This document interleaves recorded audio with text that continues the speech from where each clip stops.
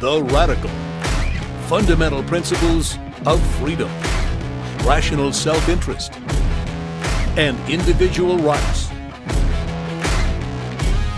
This is the Yaron Brook Show.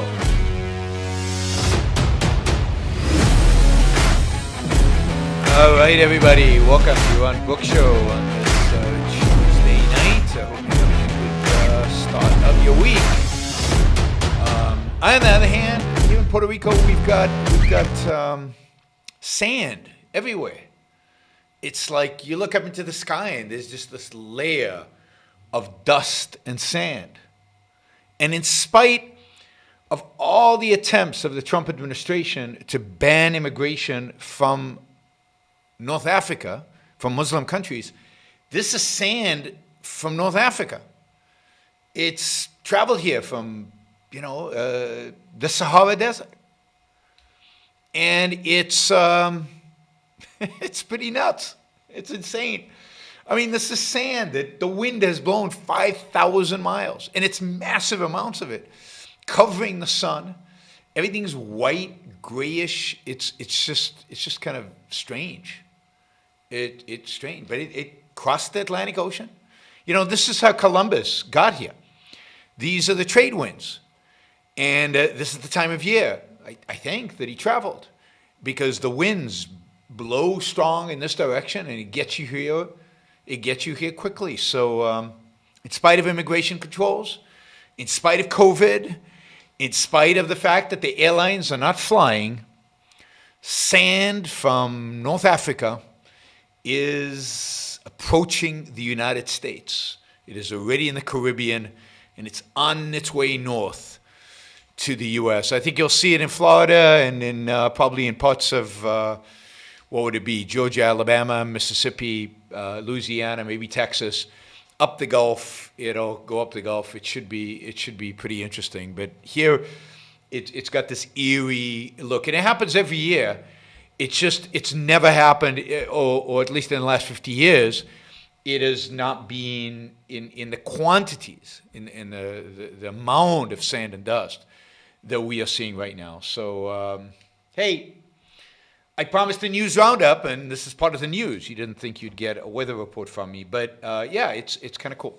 It's kind of interesting. Nature is fascinating, and these winds, these winds are pretty amazing. And when we travel from North Africa, you head towards, west, you hit Puerto Rico. This is why Puerto Rico and the Dominican Republic were among the first places that Columbus visited on his way, because that's where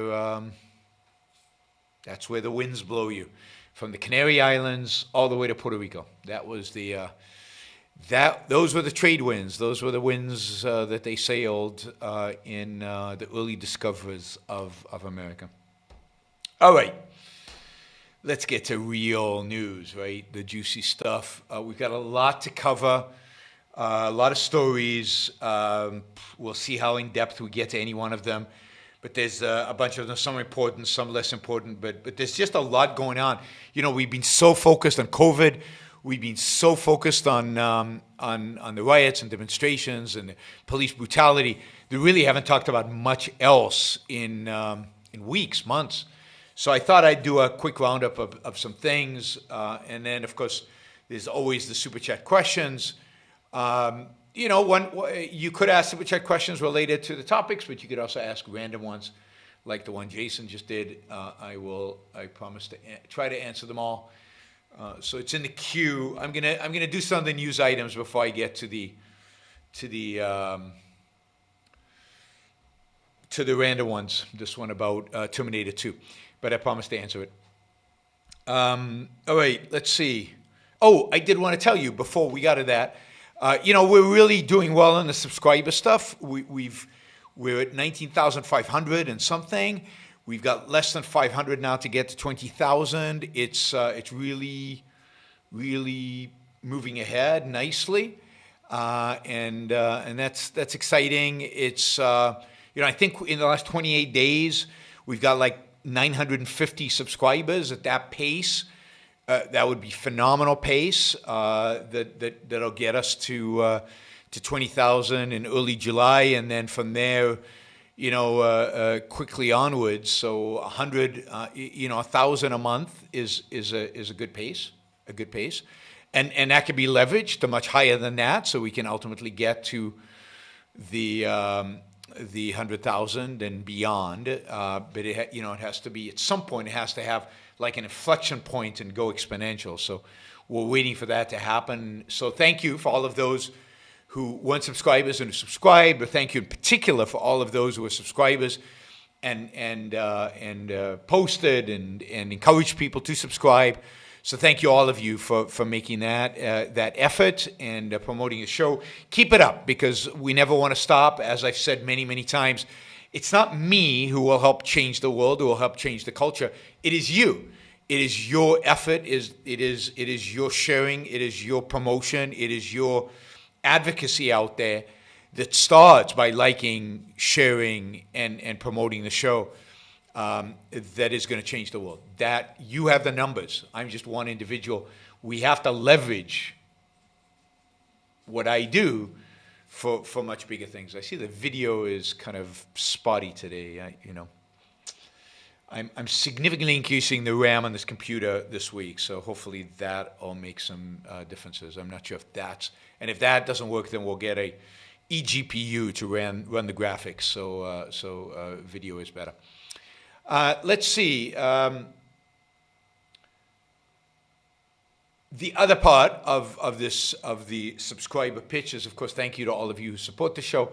Thank you for all of you who use a super chat to support the show, and of course, those of you who subscribe, whether on Locals, on Subscribestar, Patreon, or yaronbrookshow.com/support. My preference is, if you care and if it matters and if you're interested, my preference is that you use the two platforms being the yaronbrookshow.com/support and Locals. I think that's where we get the most bang for the buck. It's easier for me to have everybody on one or two platforms rather than four. But since we have a lot of legacy people on Patreon, and since Subscribestar was the one option we had when Patreon kind of imploded, those are both legacy platforms now. But to the extent that you guys can move to yaronbrookshow.com/support or to Locals, I'd very much appreciate it, and thank you, everybody, for the support, and those who have not yet supported the show, looking forward to your support. All right, let's talk about the news.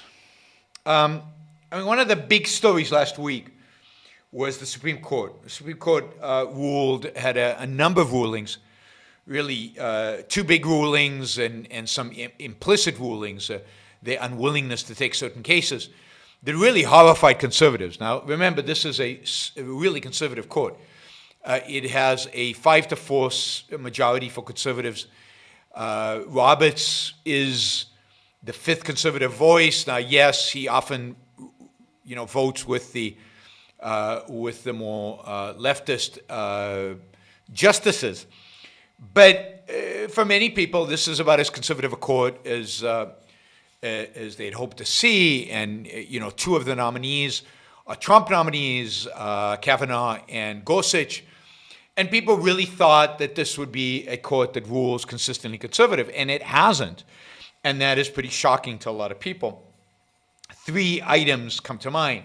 Title VII expansion, this is the non-discrimination expansion in the workforce, to include gays and transgender, which is a big ruling, a big expansion of the non-discrimination. Now, let me just say, I'm against anti-discrimination laws. In a private workspace, you should be able to discriminate against whoever you want, as irrational, as immoral, and as stupid as that might be. You should have a right to do it. That's what private property actually means, the ability to discriminate. One of the features of it is the ability to discriminate in terms of who uses it and who doesn't. And property rights don't say discriminate rationally. They just say you get to choose who gets to use your property and who doesn't. And employing somebody is part of that. It's part of your property right. So you should be able to discriminate against anybody in employment law. But once you have an anti-discrimination law, it kind of makes sense to and it has certain principles around sex and color skin, then it makes sense then as more and more things become differentiable and acceptable within society to expand the scope of what that means. I'm not surprised that the Title VII ruling was done. It makes sense given the law and given what it says and given its intention. And that was the logic that Neil Gorsuch used. So here's Neil Gorsuch, an originalist, somebody who takes the original intent of the Constitution seriously, but also takes the original intent of the law as written by Congress seriously. And he interpreted it as, the law was meant to be inclusive, not exclusive. That is, inclusive of a variety of different ways in which people discriminate and based on sex and race, and to eliminate those. And so why not include sexual orientation and throw transgender under that as part of the law? The law should be scrapped. I think the law fundamentally is anti-constitutional, but for that you would have to have a much deeper understanding of the Constitution, which and its foundation on the basis of individual rights, on the basis of the Declaration, which I don't think Neil Gorsuch or anybody on the court has. So does it surprise me that they expanded Title VII? Does it particularly upset me? The law itself should be gone, Title VII should be gone, but given that it's there, it made sense. But people were surprised because it was a 6-3 vote. 2 conservatives flipped, right?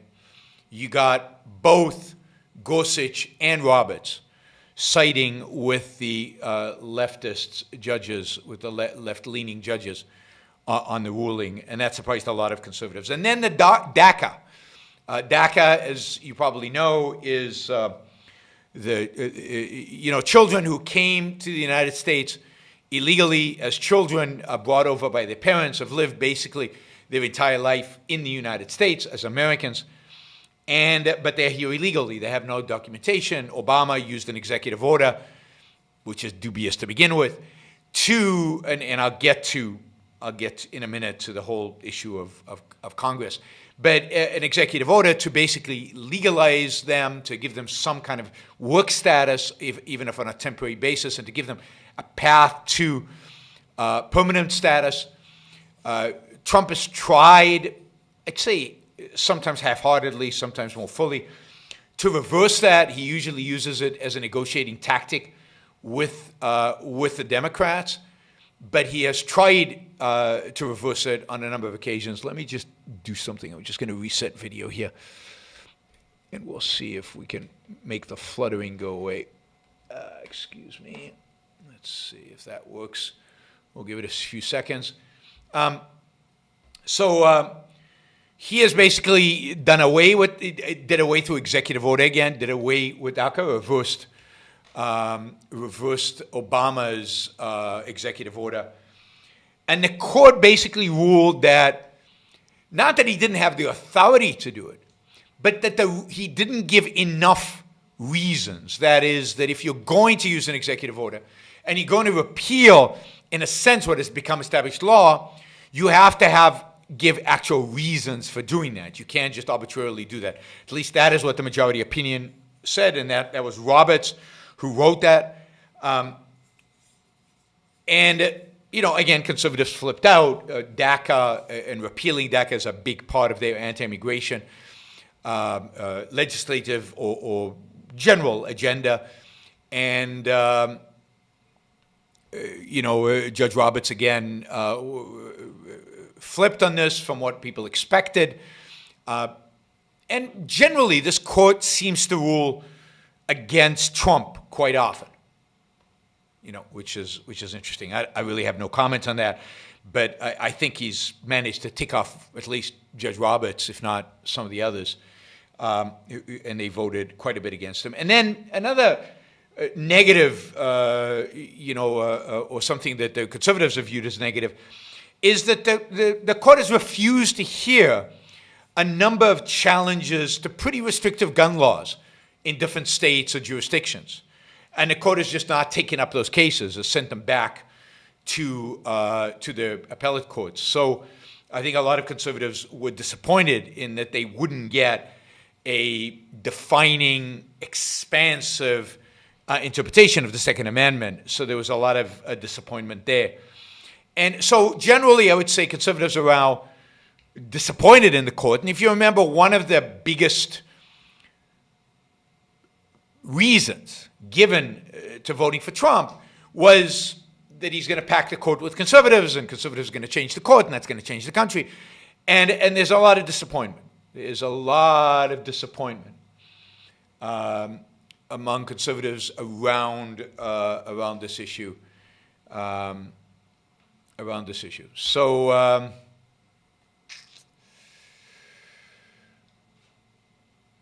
that is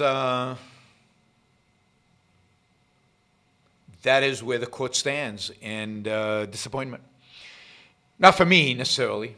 I like the DACA ruling. Not that I think it's good law, but I'm pro giving them a path to at least residency. Title VII doesn't really surprise me, and I won't get into the. I don't know what they would have ruled on the Second Amendment. But this brings up a broader point, and I won't spend a lot of time on this. This deserves kind of a show in itself. But the broader point is that Congress is completely defaulting on its responsibility. We basically today have, I think somebody called it 2.25 branches of government. The presidency is as robust as ever, maybe more robust as ever. The courts are huge. They interpret law, they change law, they rule on law. They are very robust in their activism and their engagement. And Congress can barely pass a budget. Once in a while, it does us a favor patching a budget or passing this or passing that. But in terms of real legislation, Congress does almost nothing. Think about the Title VII expansion. I mean, it would be easy enough for Congress, if it believes that this is right and if they think this is what should be done, is to pass a law that expands Title VII to include gays and transsexuals. You don't need this to go to court. Right? It's not clear that the court is where these decisions should reside. The same with DACA. I mean, DACA is even more obvious. If you want to repeal DACA, there's a legislative branch. It shouldn't be the president who's either instituting DACA or repealing DACA. Immigration law, and by the way, Trump today, and I'll talk about this in a minute, but Trump today banned a bunch of different legal immigration into the United States. Why does the president have authority to do this? Put aside whether it's a good idea or not. Where does the authority of the president to do these kind of things come from? It strikes me as completely in the realm of the legislature. The legislature writes immigration law. The job of the executive is to execute on that law. It's not to write different law or to declare emergencies in order to be able to write different law. Now, it's true. Congress keeps giving the president more and more and more and more and more and more and more and more authority. It's defaulting on its responsibility to legislate. So we should have comprehensive immigration reform. No matter which side you fall on this issue, Congress should pass either very restrictive immigration or ban immigration altogether, or very expansive immigration or something in between. But it is Congress's job to do this, not the president's. And what is happening is that Congress is so stalemated, so dysfunctional, so pathetic, that presidents have just taken on more and more and more responsibility, more and more authority, and we become more and more authoritarian because our executive branch has much more authority than it ever should have. I mean, starting with the alphabet agencies that exist today, which are all really the responsibilities of the judiciary. You know, these agencies write their own laws, write their own regulations, write their own, everything is from the executive branch, dictating how we should behave, how businesses should be run, what the laws should be, because Congress won't do it. Well, because Congress has given that authority to these agencies, but that's a default on their own responsibility. So they don't actually write Dodd-Frank. Dodd-Frank, for example, is a law regulating financial institutions, which basically says we want regulators to meet and write regulations about this and write regulations about this and write. It basically, the law basically gives the authority to the SEC, the Federal Reserve, the FDIC, the OCC, and all these other regulatory agencies to write the law. And Congress basically just gives the outline. You can see this on foreign policy, where it's Congress's job to declare war. Yet we have gone to, I don't know, half a dozen or more wars since the last time we declared war, which was in World War II. We have had no declarations of war. We have declarations for in support of military action. Why not just declare war? So foreign policy today is be completely relegated to the executive, can basically do anything, assassinate anybody, launch wars anywhere, almost with no restraint. Listen to anybody, spy on anybody, all at the discretion, complete discretion of the executive branch.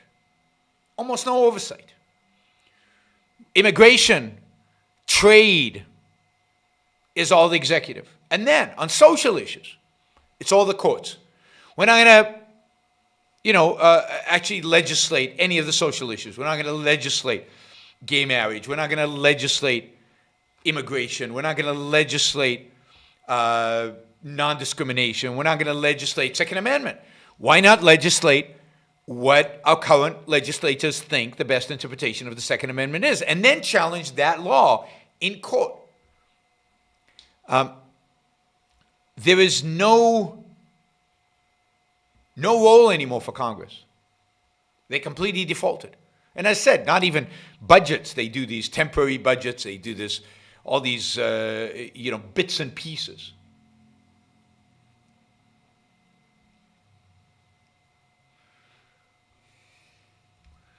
So I said, do you think the president should have a legislative agenda at all, given that the branches are meant to be separate? Yes, I mean, the president can have an agenda in terms of what he would like the other branch to pass. He is the leader, and he can certainly advocate for stuff and present Congress. He can't pass the law. And indeed, the president submits a budget. I have no problem with that. This is what I'd like as an executive. And then Congress says, to hell with you. We're going to pass the budget. That's how it should be.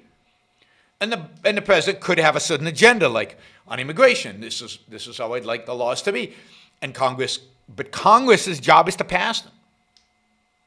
And it's not okay that if Congress doesn't pass them, the president just takes the authority and does it anyway. That is not okay. That is wrong. All right. A lot of good questions. We'll get to them. I've got a bunch of these stories still to go through, so let's do that. All right. Immigration. We've talked about it a little bit. So where is this? I've got a story here. So basically, Trump today blocked legal immigration into the country. Or he's going to. I don't know if he actually did it or is about to do it. I think he already did it. So a number of visas, all legal. Immigrants are basically blocked for immigrating into the country. It applies for any new immigrants. Nobody. And again, these are not citizenship. These are work visas. So he's blocking a whole series of work visas into the United States on the pretense of we're in an economic crisis and we need to make sure all the jobs are taken by Americans. Now, this is consistent with Donald Trump's zero-sum game view of economics. My gain is your loss. My job is you didn't have a job, which is the exact opposite. Immigrants create many, many more jobs than they take, if you will. Plus, what about freedom? What about competition? What about having the best person for the best job? But he has banned these immigrations. Now, there are all kinds of little loopholes. You know, they still have to draft them. They haven't drafted the loopholes, but the loopholes are going to be, if you're critical to national security, although people who are critical to national security can't immigrate anyway because they don't get the security clearance. But anyway, if you're necessary for the economic recovery or essential for the U.S. food supply chain, I guess help the country's economic recovery, we should be increasing immigration dramatically. That will help the economic recovery and not restricting immigration. It's exactly the opposite. Immigration is win-win. And of course, the new measures don't apply to people who already have visas. But we're talking about restrictions, H-1B visas. These are visas that high-tech employees go and work in Silicon Valley and elsewhere. Many of those, by the way, become entrepreneurs and create many, many jobs as a consequence. Something like 50% of all new startups in Silicon Valley have founders who are immigrants that started out as H-1Bs. H-1-2Bs, which is visas to fill temporary non-agricultural jobs. That is out. J-1 visas, which is participate in work and study-based exchange visitor programs. L-1 visas can't do that either. So those are the 4 visas that have been excluded. The one that it says the most impact is an H-1B. I was an H-1B. I think I was an H-1B visa or something like that. I was on this highly skilled visa. Maybe it was an H-1B. I was on practical training, which is another type of visa, which is, I'm sure, has been excluded. Then I was on an H-1B or something similar to an H-1B. Then I got a green card. Then I got my citizenship. So he's just banning all these immigrants. Again, a complete zero-sum view of the world. And by the way, I've always said, from 2015, that Trump was anti-immigration. And I was always get this attack. No. We're only against illegal immigration. I said, no. Trump has always been and always will be anti-immigration, including high-skilled immigration like H-1Bs. No. We only hate illegal immigrants. Trump is not against legal immigrants, only illegal immigrants. Well, now you know. He is against both types of immigration. Somebody asked me on Twitter, I think, well, why shouldn't Americans get those jobs? Because that's un-American. It's un-American to hire somebody because of their nationality. It's un-American to hire somebody who's not as good for the price as somebody else. It's un-American to take the lesser candidate. It's un-American not to take better and cheaper. It's un-American not to try to maximize your profits, maximize your well-being, maximize your lifestyle, maximize your happiness, maximize your life. And for a lot of us, that involves hiring immigrants. And why is it the government's business who hire? I don't believe we should have anti-discrimination laws like Title VII. I should be able to hire anybody I want. So if I want to hire immigrants, I should be able to hire immigrants. If I want to hire only gays, I should be able to hire only gays or only women or only trans or only whatever. It's my business, private property. Who are you? And whose right is being protected? You don't have a right to a job. That is an unbelievable leftist position, the idea that you have a right to income from somebody else. The fact that you're American, because you happen to be born here and you have an American passport, doesn't give you a right to anything except your freedom. And what does that mean? It means a right to action, to act in pursuit of values, not the values themselves. In pursuit of values, you have a right to apply for a job, not to get it. Even to apply, you don't really have a right. You can try, you can seek, you can pursue. So to our immigrants, and here we're talking about the creme de la creme of immigrants. I mean, think about this. Think about this. 2/3 of all STEM graduate students, STEM is science and technology, engineering, and math. I think that's right. Science, technology, engineering, math. All science, technology, engineering, and math students in the United States, graduate students, masters and PhDs, are foreigners. 2/3, last time I saw the number, maybe it's even higher than that, it could be 75%, are foreigners. We educate them. All of us tax-paying Americans subsidize their education. We do. It's a fact. The labs, the buildings, their tuition, to some extent, if you're a PhD student, to the entire extent, is subsidized by all of us, Americans. And then, when they get their PhD or their master's degree, we kick them out of the country. We send them home so that they can take the expertise that they have gained in our universities, in American universities, and apply it to starting companies in China, in Israel, in Sweden, in Africa, and wherever they come from. Wherever they come from. That reminds me. Anyway, I'll make this other point in a minute. So instead of encouraging them to stay, or at least not stopping them from staying, and building their businesses here, or not building a business, but going to work for a business here, bringing their genius, bringing their brain, bringing their talents, bringing their abilities, they just got a PhD or a master's degree from a top American university in STEM. You want to know why jobs are leaving America, or why production supposedly is leaving America? It's because we don't have the talent in America. Why don't we hire the talent? Because people are xenophobic, zero-sum economics. I don't know. They've got this bizarre notion that we should have preferential treatment for American, I guess white, I don't know, but American engineers. But it's not even the color of his skin, because they kick back home European engineers too. So let's hire anybody of talent. I mean, I would say let anybody in who can find a job. Anybody who can find a job should be allowed in.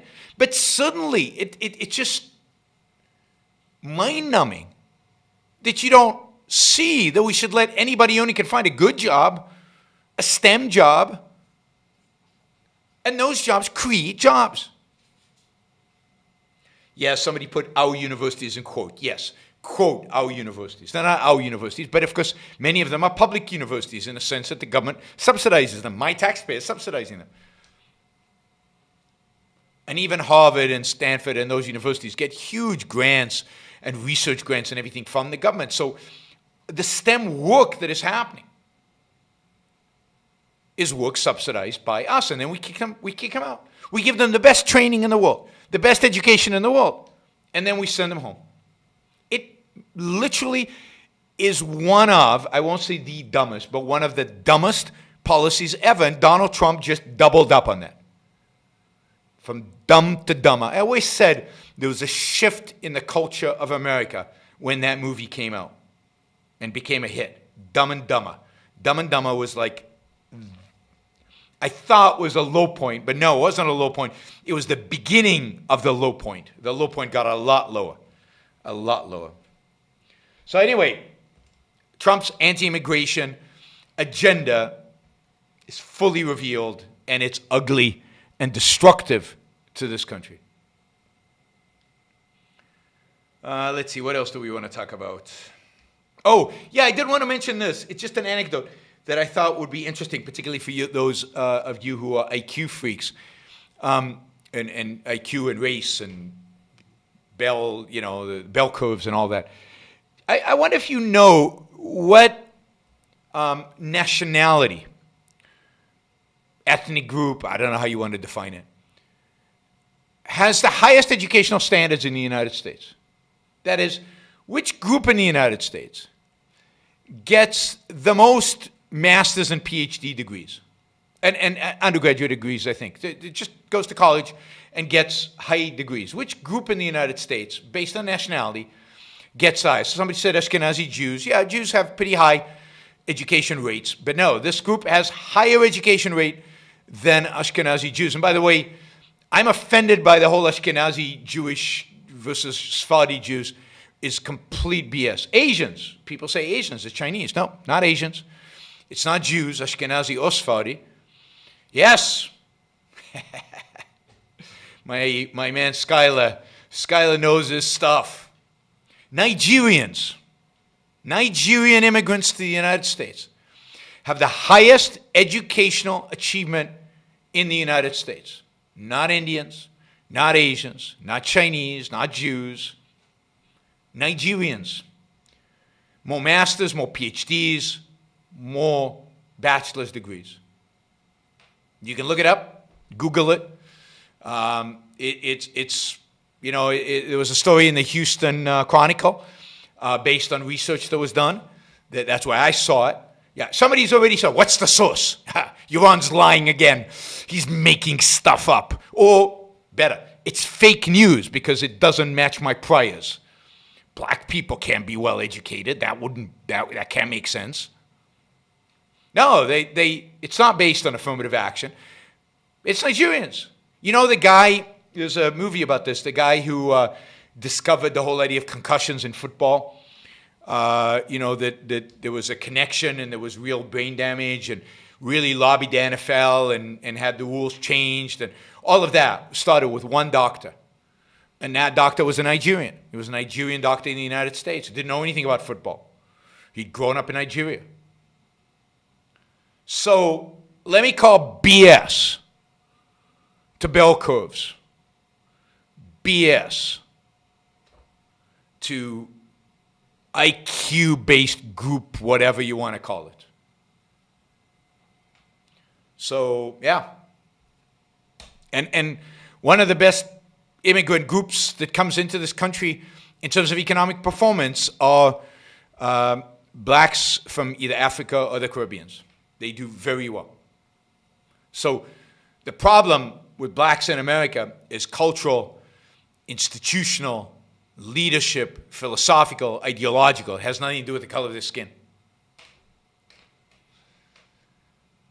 All right. I mean, it might have something to do with the color of their skin because of racism, but it doesn't have to do with their internally, what they have internally. Right? But yes, check out Nigerians. It's pretty amazing, the achievements. I mean, we're talking about doctors, and we're talking about engineers, and many, many engineers, and so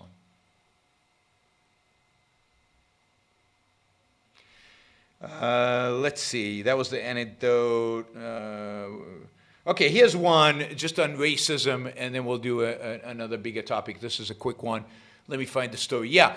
So I think I mentioned yesterday, the day before yesterday, whenever I did the show, something about Aunt Jemima, the changing the name of Aunt Jemima. It is a brand that's owned, I think, by Quaker Oats, and they're discontinuing. They're changing the name, and the idea is that Aunt Jemima is really a racist kind of reference.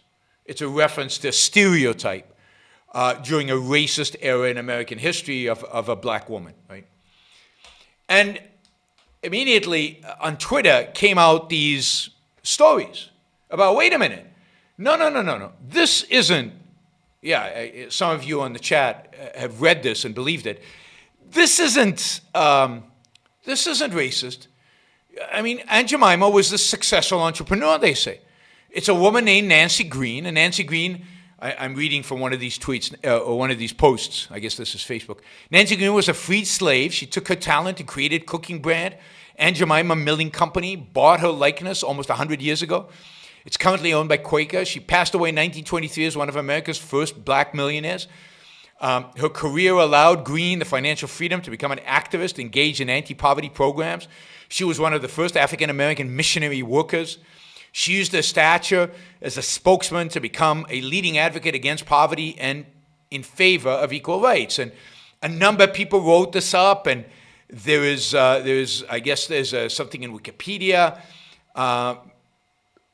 half about this. Although the Wikipedia story says that she was born as slavery, she was a good cook, and that she was freed. And then she rolled her talents into cooking brand that bought. She was a storyteller, cook, activist, and the first several African-American models hired to promote a corporate trademark as Aunt Jemima. She died in 1923 as one of America's first black millionaires. And this gets retweeted, and it's everywhere. And I guess it's on Wikipedia, and Wikipedia must be true. So somebody actually went and researched this. God forbid you actually do the research, right? And it turns out that she wasn't a millionaire. That yes, she indeed was a former slave. She was a freed slave by the name of Nancy Green. And she was the first model hired to portray the character. But she didn't create a cooking brand as far as anybody can tell. There's no evidence of that. She did some activism, and she probably lived well. She made enough money off of what she did to live well. But there's no evidence she was particularly wealthy or that she owned this brand that was later bought by somebody else.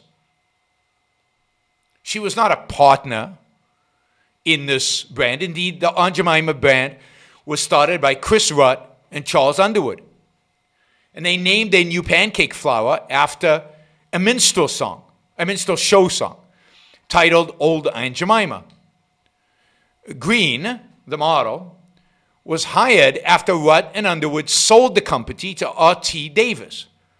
And she was hired in order to become the image that already existed in popular culture, that of a mammy, a racist stereotype of an amiable, older, overweight African-American woman who served in a domestic role to whites. You can see that portrayal in Gone with the Wind. You can see the mammy there. The logo's changed 6 times in order to move away from the mammy stereotype, meaning the logo currently on Aunt Jemima product does not, as some have suggested, still depict Nancy Green. It doesn't at all. Right? So, if you actually study the history, if you look at the history as the people who I got this information did, then you find that a lot of the stuff that you read on tweets and on even Wikipedia is BS. And you got to be careful what you buy into and what you don't buy into. And what makes sense and what doesn't make sense. Now, Quaker Oats owns the band. They can do whatever they want with it. But I actually think not having an Aunt Jemima, kind of that image, makes sense, and it certainly probably make sense for their marketing trend. Yeah, I mean, look at somebody says the NASCAR debacle. You can't jump to conclusions, right? I don't know if you know, but they found a noose in the one driver who's black who drives a NASCAR, and everybody assumed that this was some racist threat against him. To the NASCAR credit, all the NASCAR drivers rallied around him. NASCAR, which is, very much associated, I guess, with, a certain attitude, did a really good job backing him up and supporting him, and the NASCAR drivers supported him. Bubba Wallace is the name of the driver. I'm not a NASCAR fan, so I don't follow these things. And then today, it was discovered that this noose has been there for months. It had nothing to do with anything. And it was all a mistake. I don't think anybody did it on purpose, but it was all a mistake. You have to be really, really careful, right? You have to be really careful. All right. Last one I want to do, and then we'll do the Super Chat questions, is I have to comment on John Bolton's book. As you know, John Bolton has written a book about his time in the Trump administration, a book that has caused a lot of stir and has been condemned by everybody who supports Trump. It is a book that the Trump administration has both labeled as giving away state secrets and being a total lie. By the way, it can't be both. It's either a total lie or it's giving away state secrets. It's hard to do both of those things at the same time. Although I guess parts of the book could be giving away state secrets and part of it could be a lie. The book is being permitted by a judge to be published. If the Trump administration wanted to stop it from publication, they really waited a long time in order to do it, and they didn't make a very effective case. And they didn't sue the right people. The whole thing was weird, to say the least. The book makes the case that, well, actually, the book makes the case that I have been right all along about Trump. The book makes the case that Trump is incompetent, ignorant, narcissistic, has no clue about American interests, has no clue about what would make America first, what would make America great, is much more interested in getting reelected than he is in pursuing American self-interest, is much more interested in getting photo opportunities than in actually pursuing American self-interest and American success in the world out there. And Bolton, who was in the room, actually in the room, gives all the stories and the facts about it. Now, people say he's lying, he's exaggerating. You know, I know something about John Bolton. I don't know him well. I've met him a couple of times. I think he would know who I am, but I'm not sure. We've met. I've read a lot of his stuff.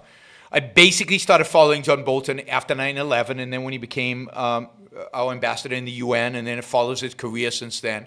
I spoke to him studio. We bumped into each other just before he was nominated by Trump to be his national security advisor. But more than that, I know people who know Bolton, and I've read a lot of the people who know Bolton, not people who speculate about Bolton, not Trump cronies who will say anything, but people who actually know Bolton. And the one thing Bolton is not known for is lying. Bolton agree or disagree with him, and there's things I violently disagree with him, although there are a lot of things I agree with him as well. He is not a liar. He is a man of integrity who's often wrong, but he is so concerned about getting the facts right that he is known to carry a journal with him and to write in the journal exactly what happens. To not rely on his recollection days later, but to write it down as it's happening, or to write it down that evening, what has happened during the day. He is well known in the foreign policy establishment in Washington, not as a member of the deep state. Indeed, the deep state hates John Bolton. John Bolton is the real, what some of you believe Trump is to the deep state, John Bolton really is. When John Bolton was at the UN, the deep state, almost the people, the bureaucrats, the traditional people in the State Department almost had a heart attack. They almost died. They flipped out. Because he's strong. He's an America first kind of guy, a true America first. He knows his stuff, and he's a real hawk. Now again, I don't agree with him on everything, and he's not a neocon. He's not a neocon. The neocons don't like John Bolton. Because Bolton, for example, is willing to deal with dictators if it's in America's self-interest, whereas neocons wouldn't do that. Again, I'm not supporting him. I think he said in the latest, somebody asked if he's backing Biden. In the last interview I saw, he said he would not vote for either one of them. He'd write in a conservative candidate. He would not vote for Trump, and he would not vote for Biden. But he has stories about Trump that people go, whoa. And I go, of course. It makes complete sense. He says Trump asked Xi, the authoritarian dictator of China, to help him in the elections. Now, does anybody have any doubt that Trump did that? I mean, I remember seeing Trump on national television ask China to help him take out Joe Biden. That was on national TV. Do you really think in a private meeting Trump wouldn't, given everything we know about Trump and given his character, wouldn't ask the Chinese president to help him out to get reelected by buying a lot of farm stuff so that the farmers who voted for Trump wouldn't be hurt and he wouldn't lose the Farm Belt? Is there any doubt that he did that? Of course he did it. And he did it, he's so oblivious, he did it with somebody like John Bolton in the room and not caring. Now, Bolton also says that Trump didn't know Finland was part of Russia.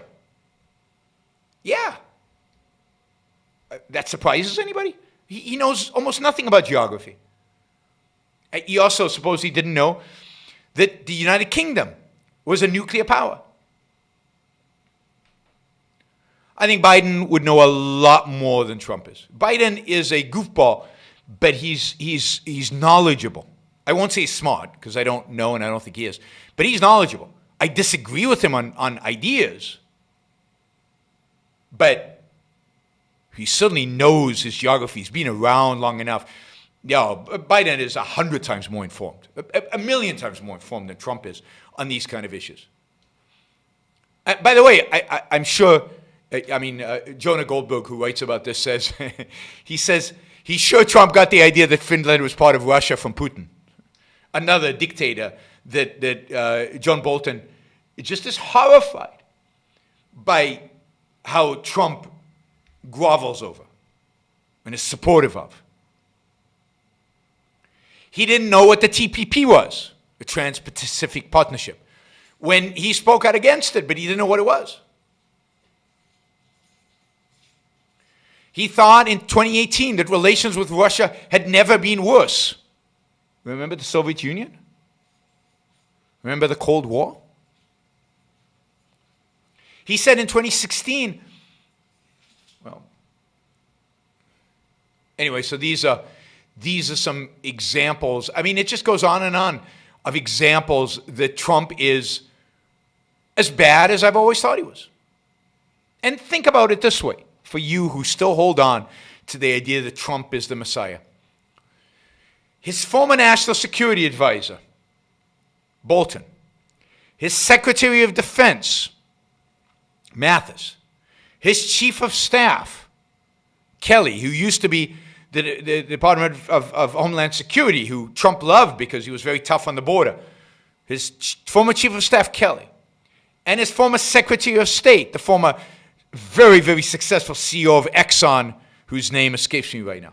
All four of them, the four leading positions, at least foreign policy-wise, in the White House, all basically have said, all of them have said, that Donald Trump is unfit for the job of president. Now, we're not talking about some mealy-mouthed leftist radicals. We're talking about Rex Tillerson, who is a strong advocate for capitalism. He's flawed, but strong advocate for capitalism, and one of the most successful CEOs of the last 20, 30 years.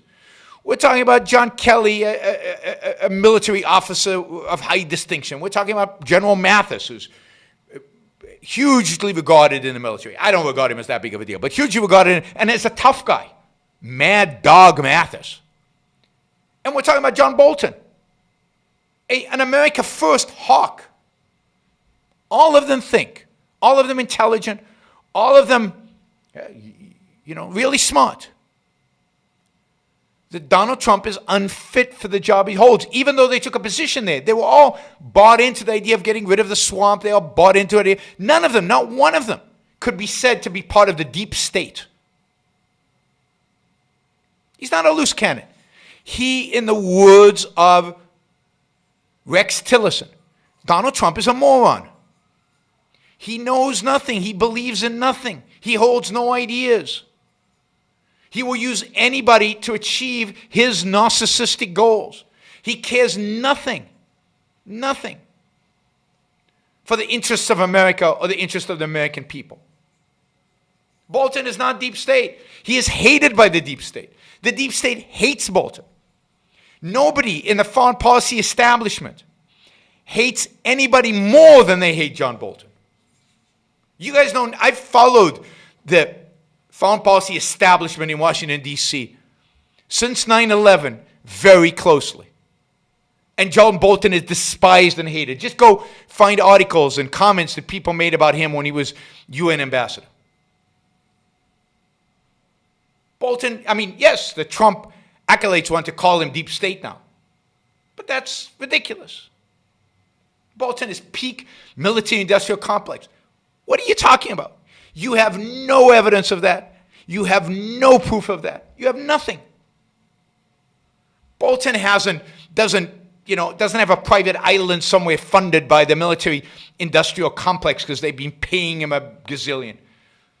He writes, he speaks, he supports certain foreign policy positions that are unpopular, and he is a straight shooter.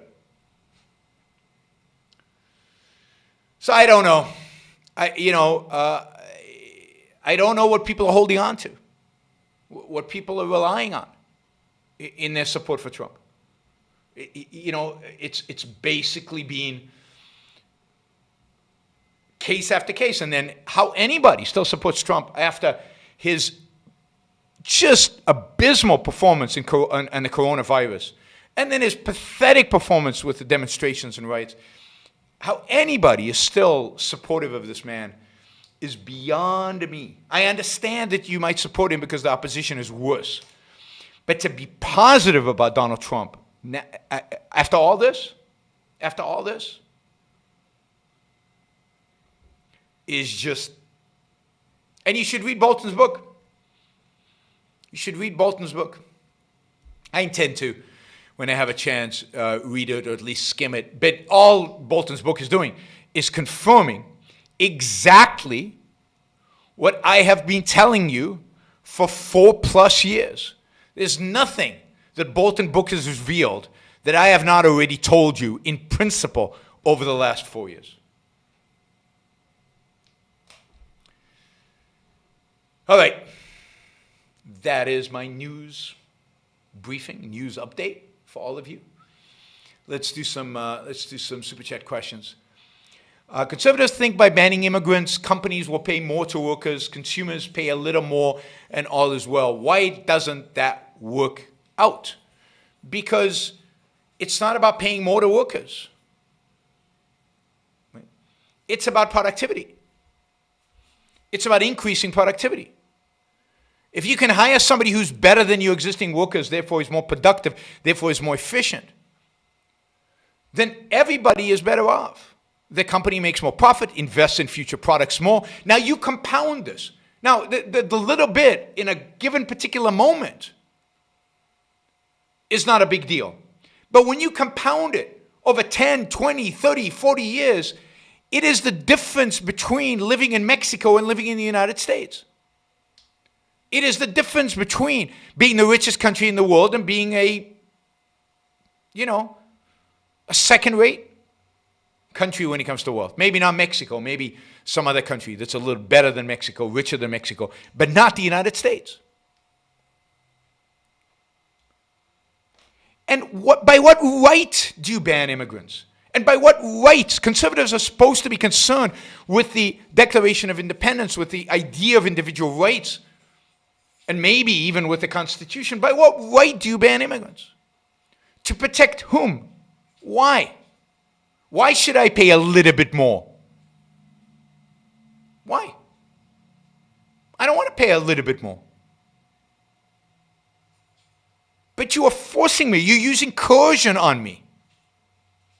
Why should I employ second-class employees? Why shouldn't I get the best at the best price? And by the way, there's no evidence, zero evidence, economic evidence that immigrants lower wages. They don't. Look at the literature, the economic literature, not the conservative bullshit literature, the economics literature. And there is no economic proof that immigrants lower wages. Quite the contrary. Over time, because they raise productivity, they raise wages. And what about the immigrant that might come in and get a job, but then leave and start a company and land up employing thousands of people? What about the immigrants that become the CEOs? Right now, the CEO of Microsoft, the CEO of Google, the CEO of, a significant number of technology companies in the United States are run by immigrants. Immigrants that would not be allowed in to the United States to take that first job if conservatives had their way. How do you measure the damage? The damage isn't, oh, workers make a little bit more and consumers get a little bit less. No, the damage is workers make less, American workers make less, consumers pay more, jobs are destroyed, productivity is mitigated, and the United States does not grow and does not succeed and does not innovate. If you look at the innovations in this country and who makes them, many of them are immigrants. The engineers, the scientists who do it are immigrants. If you ban them, I mean, there's no law. Elon Musk, Sundar Pichai, who's the CEO of Microsoft, and he came up the ranks and he innovated and created and built and employed. I mean, it is such a shallow, again, zero-sum world. The idea that an immigrant reduces the wages of locals, not true by any economic standard. Anymore, the trade reduces the income of Americans. Ann Coulter is worse than dumb. She's evil because she knows better. She makes it up. She is so wrong, you don't know where to begin with her. I'll debate Ann Coulter on immigration any day, even though she wrote a book on it. A book filled with half-truths, filled with economic ignorance. Ann Coulter, like most conservatives, are ignorant of economics. They have no knowledge of economics.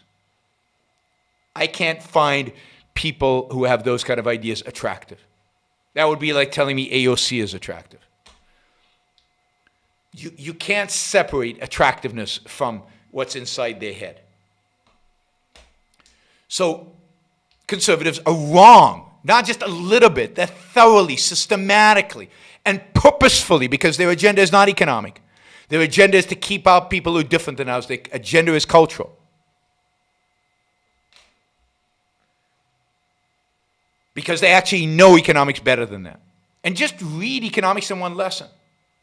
Please, all of you out there, read economics in one lesson. Gain just a little bit of economic knowledge before you pontificate on economic issues. This is important. This is the future of this country. Without immigrants, the amount of innovation, the amount of progress, the amount of success, you want to turn America into a has-been, then stop immigration into this country. And by the way, as I said, I'm an immigrant. So you would have never got this magnificent show and monologue if you'd banned me from getting my H-1B. I would be somewhere else doing it in a different language probably. I mean, it's insanity to build walls, to close borders. Even the legal-illegal distinction is insanity. Anybody who can get a job in the United States should be a legal immigrant. And I don't care what the job is. We need people to pick apples. Otherwise, guess what happens to the apples? They rot. The farmers go bankrupt. Good American farmers go bankrupt. And then they start growing apples in Mexico, and we import them. I mean, not a tragedy, but the tragedy is the farmer who could have employed immigrants or seasonal workers, but your immigration policies made it impossible for him. So he goes out of business, and he is destroyed. For the sake of what? Having fewer people who don't look like you in the country.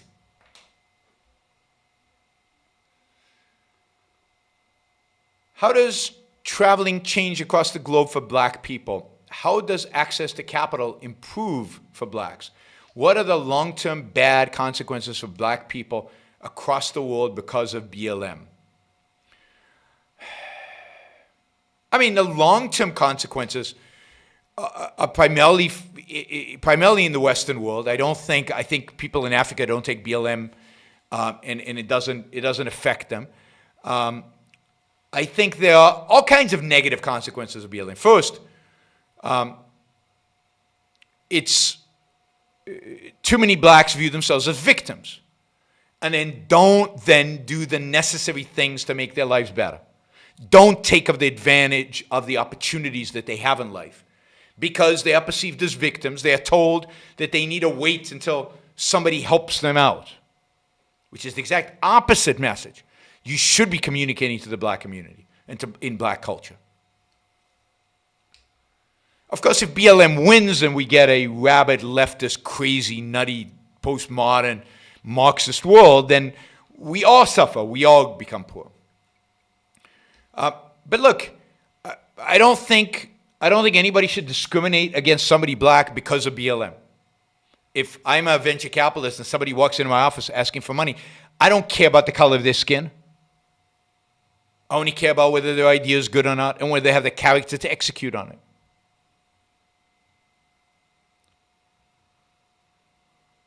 So I don't think it changes much because I think that the rational people stay rational. And watch, and again, it's only people who internalize the victimhood that are real victims. How will this woke nuttiness affect the military? It's already affected the military. I mean, you think the woke nuttiness is new, but it's already affected the military. It's affected the military in the just war attitude, in rules of engagement. It affected the military under George Bush, sending kids into Iraq with their hands tied behind their back. They couldn't shoot unless, under all kinds of conditions.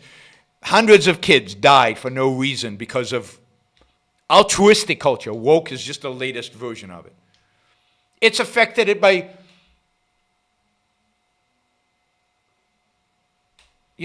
putting women into combat. I don't believe women should be in combat for a variety of reasons. And it'll continue to affect it. It'll continue to affect it in a variety of different ways. Military will soften. Because the left is soft and the right doesn't know what the alternative is. And therefore gives in to the left on everything.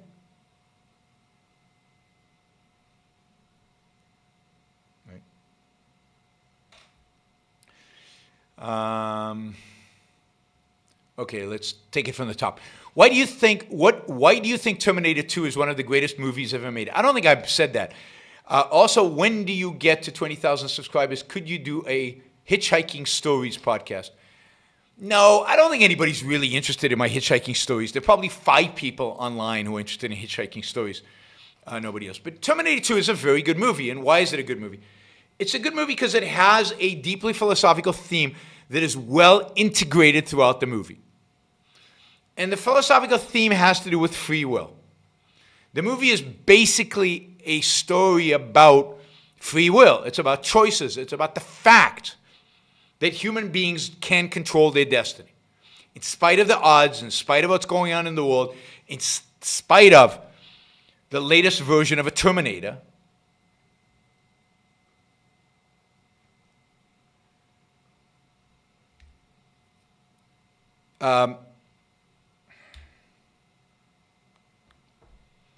people can make choices and can overcome anything.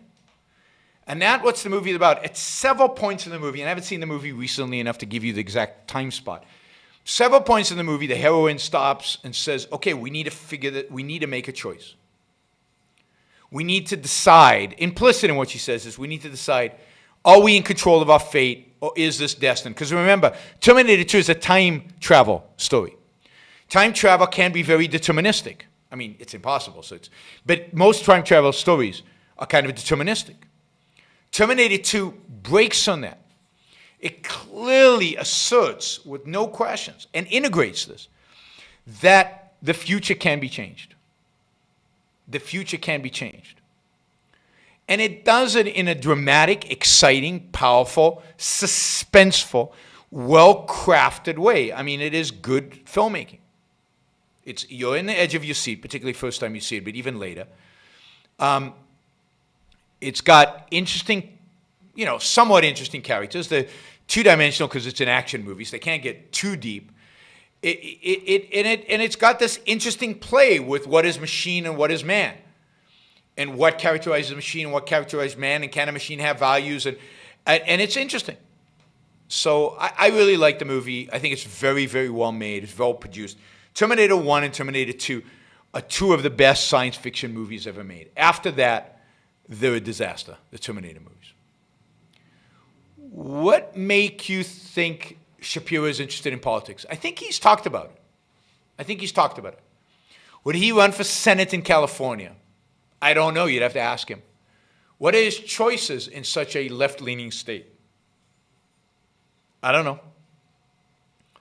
I think he mentioned running for president once, but again, I don't know what is real. I haven't talked to Ben about his political ambitions or lack thereof, so I really don't know. I can't imagine poverty existing after a few generations of pure laissez-faire capitalism. Well, but it depends what you mean by poverty, right? There's always going to be 10% of people who are poorer than everybody else. Now, if you mean absolute poverty, then yeah, I think one generation of laissez-faire capitalism and nobody is going to be absolutely poor in the country, or if you do it expansively enough, over 2 or 3 generations in the world. There's just absolutely no reason for that.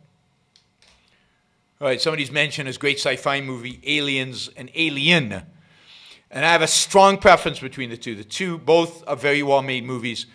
Both are suspenseful, but one is malevolent and one is benevolent. And I prefer the benevolent one.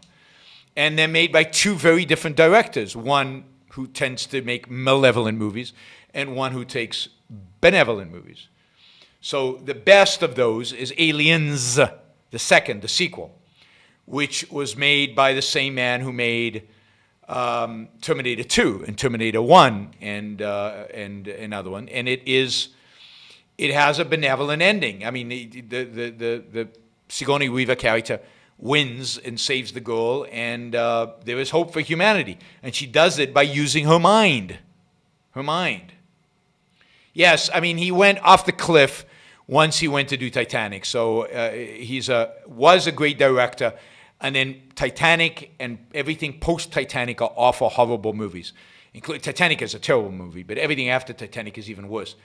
And the name of the director, somebody will tell me. And Alien is much darker and made by a different director. Ridley Scott made Alien, and James Cameron made Aliens. I far prefer James Cameron to Ridley Scott. James Cameron, when he was young, to Ridley Scott. Ridley Scott's movies are dark. They might be clever. But James Cameron, you can't beat Terminator 1, Terminator 2, Aliens, and there was one other one that was really good where they go under the water. I forget the name. Titanic was awful. I hate Titanic. Titanic is full of cliches. It is The Abyss. The Abyss was excellent, except for the ending. The Abyss was excellent, except for the last 15 minutes. The Abyss is excellent. So The Abyss is an epistemological movie. It deals with how we know what we know. And it deals with malevolence and benevolence as well. Anyway, I could do a whole show on The Abyss and Aliens because they both have epistemological aspects to them. They're brilliant. I mean, I think they're brilliant movies. So James Cameron's first 4 movies are the best science fiction movies I know of, and they're excellent. And nothing, I don't know any other modern director who comes close to those 4 movies. The 2 Terminator movies, the Aliens, the second Alien movie, and The Abyss. Titanic is explicitly Marxist, and of course James Cameron is a rabid leftist. But Titanic is cliche, it's boring, it's melodramatic, it's just schmaltz, and not very well, and with a clear kind of political Marxist agenda, the workers toiling and the rich, who then die, but in leisure on the boat on top. There are actually scenes which represent a visual of what Marxist theory of the pyramid of the workers being exploited. I mean, He's a good director, James Cameron. So everything he does is good. Scott Ridley did The Blade Runner, which is excellent. It's probably his best movie. Ridley Scott's best movie was Blade Runner. But it's very, very, very dark. Ridley Scott's sense of life is very, very dark. And James Cameron's originally was not. All right, let's go back to the questions. No more Super Chat questions. We're at our limit. Whose literature do you prefer, Rand's or Who Goes? I mean, I prefer Rand's only because I get so much more out of the literature. I get the philosophy. But if it's pure literature, I would probably say Who Go. It sucks me in more in terms of the universe it creates. But that's a tough choice. I couldn't live without either one of them. Candace Owens got 80 million views. 80 million views, guys. 80 million. 80. For her George Floyd race speech.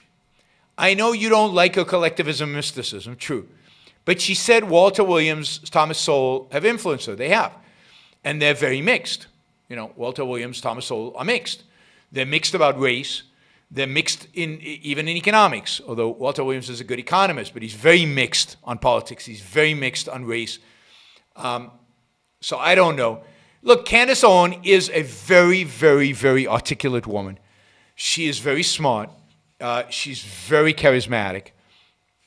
And she is taking advantage of all of those traits. And she's a conservative. She's a standard conservative. She's not a laissez-faire capitalist conservative. She is a conservative, and on social issues, she is dead wrong on most things. But on economic issues, we probably will agree on 75, 80% of the things. But she's very articulate, and she's black, which gives her a huge leg up when it comes to doing videos, and she's passionate, and again, she's got charisma. So good for her, but at the big picture, at the end of the day, is she an ally? Not really. On some issues maybe, but not really. Because she undercuts it by her mysticism and collectivism, which are big issues. Foundational issues. Mysticism in epistemology and collectivism in politics. Given that the police are funded by the price system, profit loss, what is the standard used to judge police performance? Well, police shouldn't be funded by the price system. Given that police are not funded by the price system, what is the standard used to judge police performance? So a lot of things are not funded by the price system. Science is not funded by the price system. Law is not funded by the price system.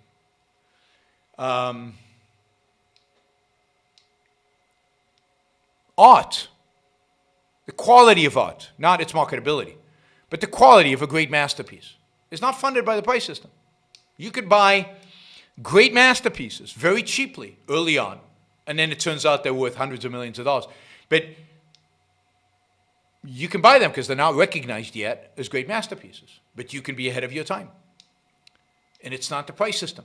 And some of the great masterpieces might never be recognized as great art, particularly today, because the culture doesn't recognize them, and yet they are great art, no matter what the price system says. But I'll give you another example. The price of an automobile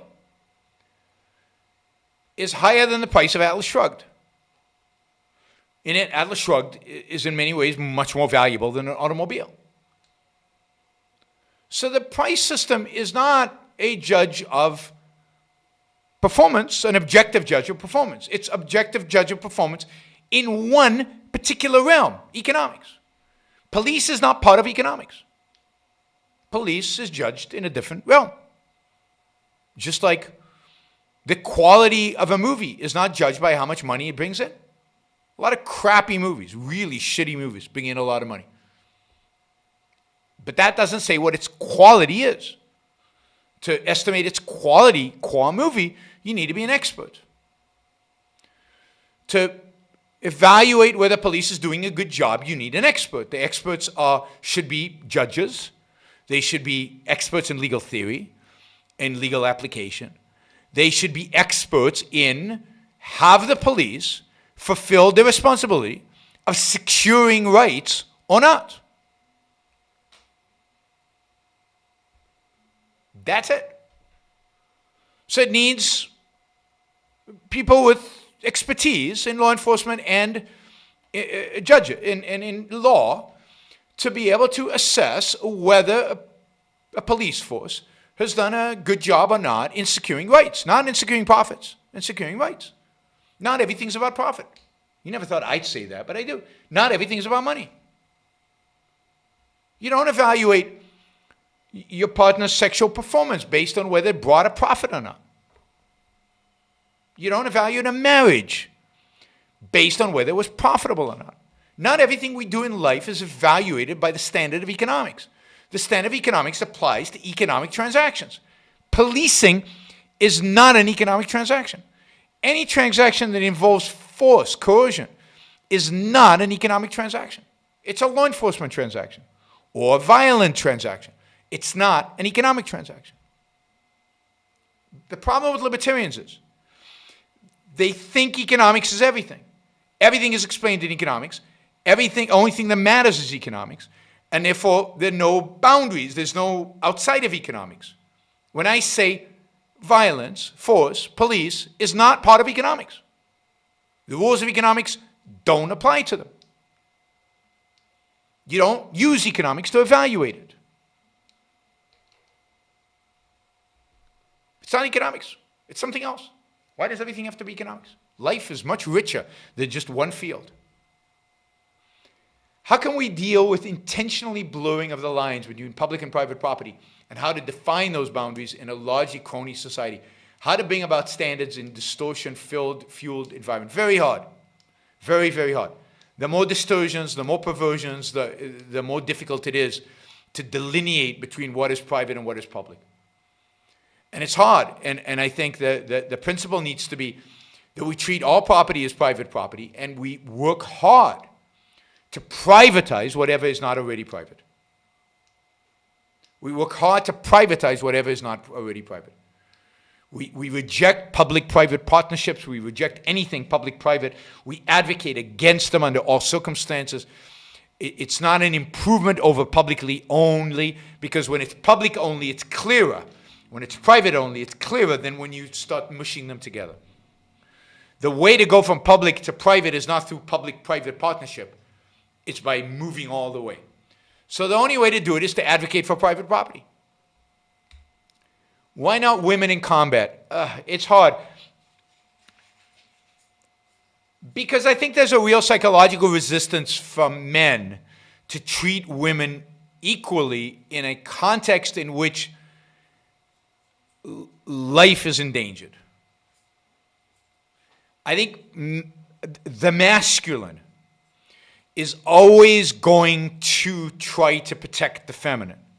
Even when the feminine, the female, the specific female, might be even stronger than the male. I think psychologically, that's what it means to be a man versus means to be a woman. The man is going to want to try to protect the woman. And in doing that, you can overcome that in day to day. So you can say, oh, she's stronger than me. I'm not going to bother with that, right? But in combat, when you have to rely on fast thinking, in instant reaction, it's very, very dangerous. Now, I could be convinced otherwise. But that is my sense right now. In combat, where you want to minimize, given the circumstances, you want to minimize the risk of losing your life. You want to make sure that you're not making any mistakes.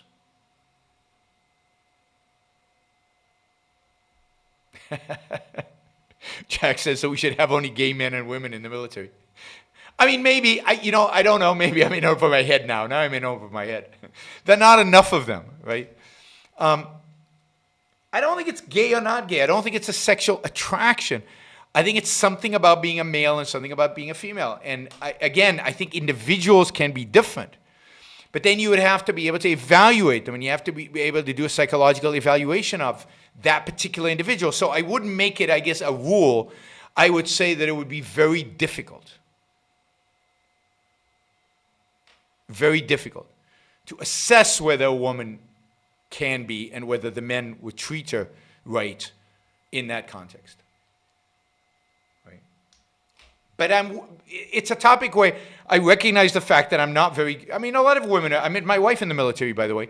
So don't give me, I'm against women in the military. That's not what I said. I said in combat. My wife was in the military, and I met her there. We married while she was in the military. Yeah, I love women in uniform. Love women in uniform. All right. I think that's going to get me in trouble. The left gave us Marx. Christianity gave us Aristotle via Islam. What? How did that happen? Okay. How do you make those connections? The left gave us Marx. Christianity gave us Aristotle via Islam. So who is the present crisis ought we side with? The leftist mob or Trump's Christian right state? Because one of them is going to rule. I don't think we side with either one of them. But the left didn't give us Marx. I don't understand the parallels. And Christianity didn't give us Aristotle. Aristotle rose up in opposition to Christianity. Aristotle is the challenge to Christianity. Aristotle is the slap in the face and the wake-up call for Christianity. Aristotle is the negation of Christianity. And it didn't come via Islam, it came via the Muslim world, which is a big difference. Islam is anti-Aristotle, just like Christianity is anti-Aristotle. It came to us through Islamic philosophers, not theologians, philosophers, and Jewish philosophers, and ultimately to Christian philosophers. But what made them worthwhile is the extent to which they negated their own philosophy of religion. To the extent that they were willing to give room to reason, to non-Christian or Islamic ideas. To the extent that they created conflict within Christianity, between reason and faith, and within Islam, between reason and faith. And the left didn't give us Marx. Christianity gave us Marx. Marx is just Christianity turned secular. And they weren't leftists. If you want to say Kant gave us Marx, but there's nothing leftist about Kant. On the contrary. He's a rightist in application ultimately. And a leftist. He's just a bad philosopher. I mean, he's a great philosopher, evil philosopher. He's got evil ideas. So the whole way of presenting this is wrong. And then you don't side with anybody. You don't side with a mob. It's not like there are two mobs here and you have to choose between them. No, you don't have to choose between either one of them. And if they force you to choose between them, then run, escape, get out. But this idea that you have to choose whether they're going to kill you this way or they're going to kill you that way is nuts. And again, the whole presentation of this is distorted. I mean, Marx created the left, not the other way around. It's just weird. No need to read aloud. Things to check with video stuttering issues. Oh, I don't need to read aloud, and then there I go reading them aloud. I think it's high CPU usage during the stream. And what I need is more memory, and there's no question about that. And I bought the memory, and it's on the way. It'll be here tomorrow, and then I am going to install it, get it installed. So I'll get a professional to install it because I don't want to do it.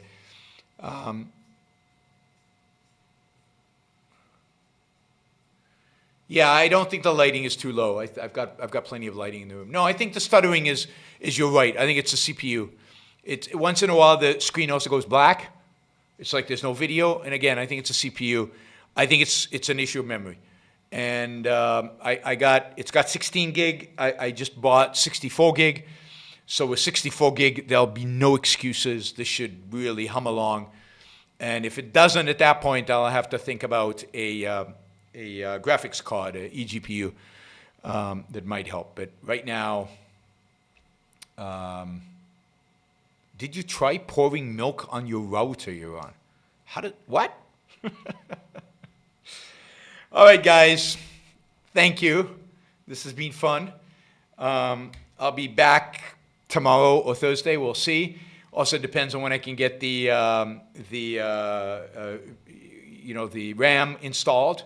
Installing RAM is easy. I just don't want to hassle with it. I'd rather take it to somewhere, pay them $60 an hour, and have it done. It's those little screws that, with my eyesight, I lose them. I won't know where I put them. It's just easier for me to have somebody do it. $60, it's worth it. So thanks, everybody. I hope you have a great evening. I'll see you again either tomorrow or the day after. And hope you enjoyed the show. Don't forget to do all the things you're supposed to do, like subscribe. Oh, we got a lot of people watching live right now, so let's do it. Subscribe. Let your friends know that they should subscribe. Don't miss another show by subscribing. That way you'll find out when they're on live. Like the shows. Hit that like button. Hit the bell button so that you're notified when a new show is up. But hit the like button. It helps me with the algorithms. Share the show. Nothing does more to expand the universe of rational, happiness-pursuing capitalists than share. Suppress that share button and share it with your friends. And finally, don't forget to support the show. Show some love. It's yaronbrookshow.com/support. And you can also do it on Patreon, Subscribestar, or Locals. And I will see you all tomorrow or the day after. We'll see. Bye, everybody.